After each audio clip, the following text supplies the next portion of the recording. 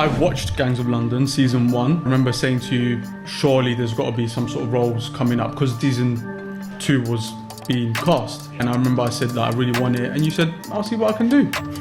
And, in a weird way, I felt like he's gonna do something. I think you sent me like one word, and it just like there was like exclamation marks. It was like, bro! Exclamation marks. Check your email, and it literally just said, Gangs of London booked. I wanted to see my performance. I wanted to see if I did well. And then my mum just turned to me and she was like, well done, like, you looked so good. Bloody hell, I didn't expect this. That feeling, my mum just, her face just lit up. And she was like, well done. And yeah, it was amazing. Sensational. Hi, I'm Aziz Kemal. I play Rojan on Gangs of London.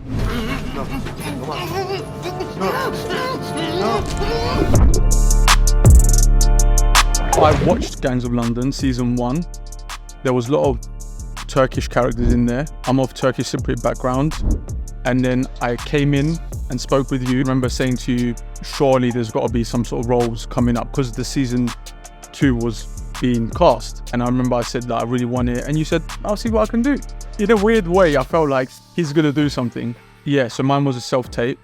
I tried to be very analytical with especially TV roles or film roles too. So he said, you're being tortured, you're tied up, you've got a gag in your mouth, and you've been beaten and battered, you're gonna get your hands sliced. So I need to be really tired and like sweaty and whatever. I was planning to go out on a Friday night. The self-tape was due, I think, on a Sunday. But I was like, this is perfect. I'll go out on Friday night, have a few drinks, like I'll be hungover the next day. So this is perfect for how I'll look. I've gone out, I've had a few drinks, I've had a good night, put my alarm on to wake up early, so I'm already looking tired. I've got up, I was like, right, don't have anything to eat, just put a shirt on, put a tie, and I put like a tie around my mouth. I also ran around the room just so I can get even more tired. I just got into character and I just had to pretend I was being like pushed and punched and whatever it was. I think I poured a bit of water on my face to make me look sweaty. I did two versions.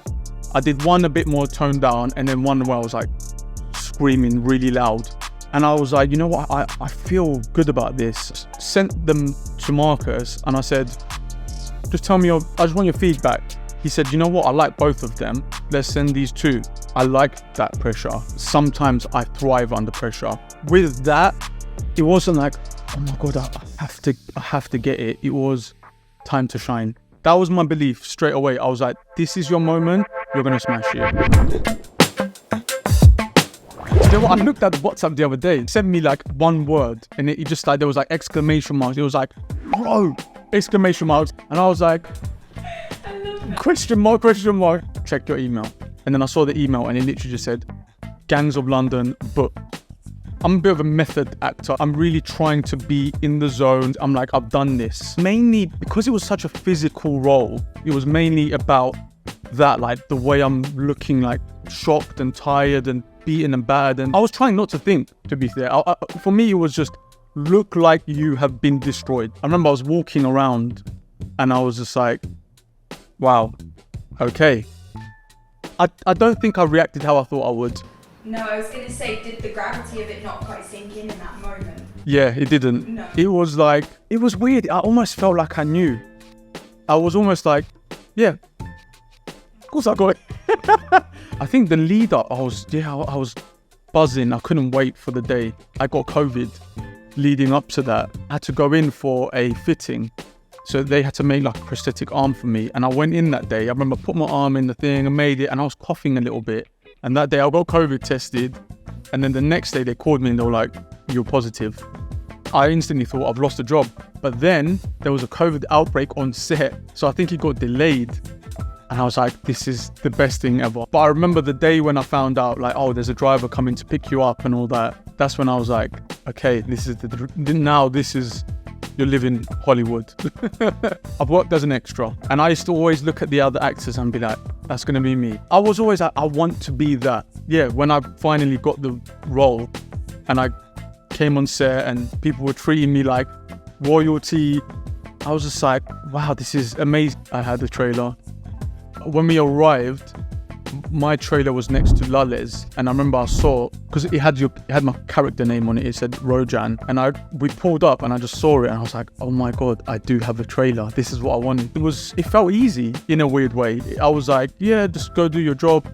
Done. We filmed it a couple of times, maybe 3 or 4 takes. One of the directors that I met, she had worked on Narcos, which I was a massive fan of, and she told me, I'll maybe do it a bit more exaggerated and things like that. But yeah, that was the dream come true. Lucky for me, I got to sit in a room with one of the girls who played Lale, who was like one of the main characters. Her name's Nargis. I remember just walking into the room, I was like, oh my god, I've been watching you like for so long. Did that sound bad? I didn't realize how bad. I've been watching you on TV and admiring you as an actress. Sounds better. You know what? Similar to what I said about when I got the role, I thought I was going to sit there and be like, I would be like crying my eyes out. But I was like, I actually done quite well. Like my acting is quite good there. Like that's genuinely how I felt.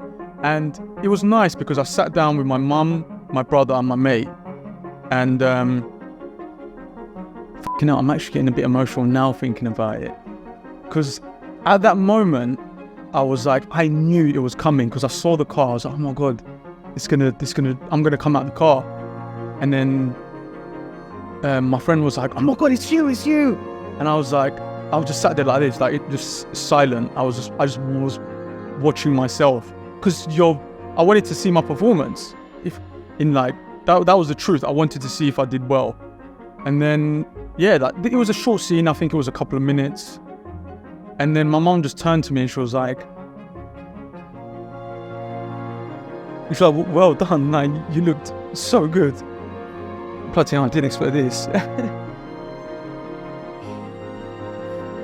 That feeling, my mom her face just lit up. And she was like, well done. And yeah, it was amazing. Go to drama school, number 1. Be 100% sure that you can do it, grow your confidence. Like I did a lot of local plays just to grow my confidence, just to be on stage, just to get in the habit of rehearsals, acting, everything.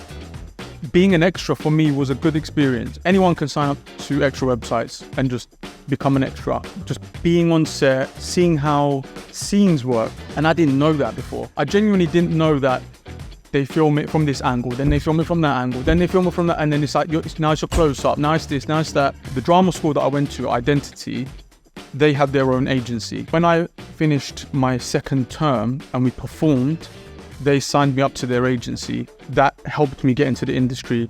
I started to get smaller roles, and then it got me on Spotlight, and then I started to get more experience.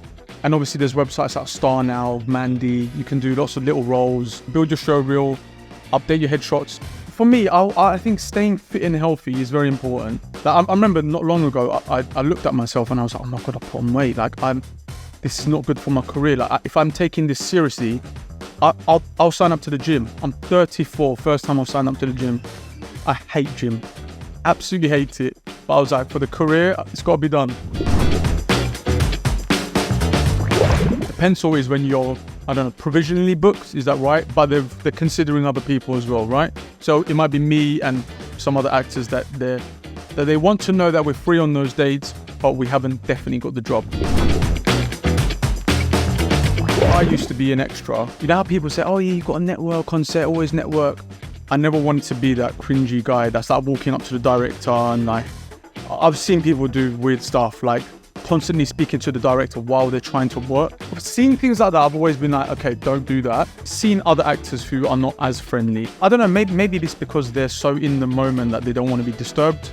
We saw Colin Farrell once when he was in the penguin outfit, and everyone was like, Colin, and he was just like not looking at anyone. And I thought, okay, he's probably just in the zone. Be yourself as long as you're not an idiot.